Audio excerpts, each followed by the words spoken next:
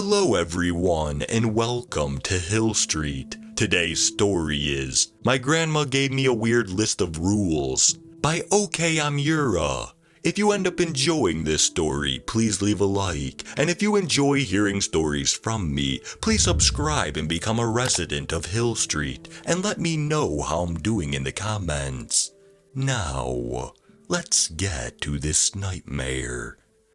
I only met my grandmother once when I was 8 years old. After that, my parents stopped talking about her and got mad at me if I asked questions about her. As I grew older, I was always curious about why they won't allow me to visit or even speak to her. Now, I'm 20 years old and I still remember the address of my grandma's house. I was wondering if she still lived there or if she was even alive, but I decided to give it a shot and rented a car. I arrived in around 2 hours. Her house was still there. I got out of my car, went to the door and knocked. She almost instantly opened the door. She looked the same. It was like she never aged. I hugged her and then she invited me in to come inside.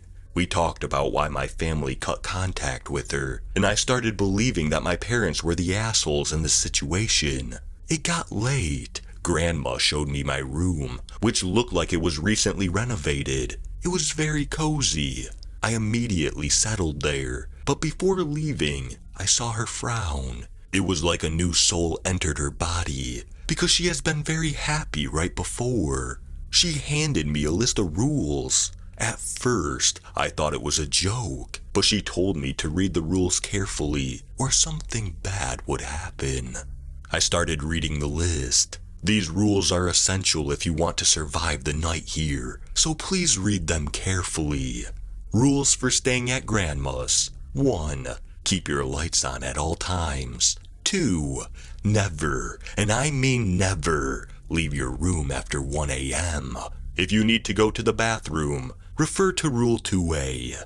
2A. Look around the room for something to urinate in. If you don't find anything, pray for exactly 3 minutes. It doesn't matter if you're religious or not. After that, you have exactly 5 minutes and 36 seconds to go to your closest bathroom. If you fail to return in time, find a way to kill yourself. It is better than what they will do to you. 3.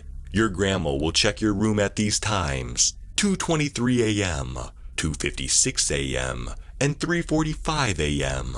You should be in bed by those times. If you're not, tell your grandma you're sorry 5 times. If she says, "It's okay, but go to bed," you're safe. Try falling asleep. If she says, "I forgive you," refer to Rule 4. 4. Grab the nearest sharp object and stab your grandma's neck. If you fail to do so, I hope your pain tolerance is high. 5. After 4 a.m., you will hear your grandma loudly screaming your name. Ignore her. She is not your grandma. 6. If you hear knocks on your door, be careful. If there are only 2 knocks, be quiet and pretend that you're asleep. If you hear 5 knocks, open the door. It's your real grandma.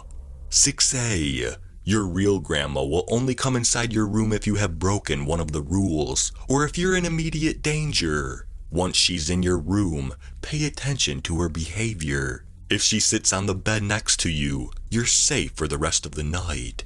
If she stands in front of you, there's no hope left. You have 10 seconds to kill yourself before she teleports you to hell. 6B. If you get teleported to hell, close your eyes and beg for forgiveness. If they forgive you, you'll be sent back to your grandma's house, and you will be safe for the rest of the day. Otherwise, if they're angry, pray, because the things they're gonna do to you are unimaginable. 7. At 8 a.m., you must get out of your bed and slowly walk towards the kitchen downstairs. Eat the food she gave you, and do not under any circumstances talk to her. Ignore her if she tries starting a conversation. After breakfast, you are completely safe for the rest of the day. Enjoy your stay. At first, I thought it was a prank, But when I remember how serious my grandma was when she told me to follow the rules, I decided to follow them. I could not fall asleep. I kept thinking about the rules. Suddenly, I hear my grandmother enter my room. I check the time. It's 2:23 a.m. I start panicking. I get on my knees and tell her I'm sorry. Please forgive me 5 times. I wait for her answer. She calmly says, "It's okay, but go to bed." I calm myself down and get on my bed. However, when I realized what happened, I started overthinking again. I started browsing the internet because once again, I could not fall asleep. Later, I started hearing my grandmother screaming my name. I could tell it was not my real grandma though. Its voice was very high-pitched and not human-like, and immediately after, I hear 2 knocks on my door. I could feel tears running down my cheek. I thought I was going to die there. I couldn't help but start sobbing. Then I realized what mistake I have done. I now hear someone knocking exactly 5 times on my door. Maybe Grandma will save me now, I thought. I opened the door. Grandma looked mad. She walks into my room and stands right in front of me. I panic and start running. I leave my room and go downstairs. I walk into another smaller bedroom and I hide in the closet. From upstairs, I hear Grandma sobbing, screaming, calling for help. I passed out. But after I wake up, I realize I'm back in my bedroom. It's 7:58 a.m., so I start walking towards the kitchen, still unsure if I had a nightmare or if what I experienced was real. Grandma and I were quiet while we were eating breakfast, but after we finished, she looks at me and unhappily says, "You left your room, right?"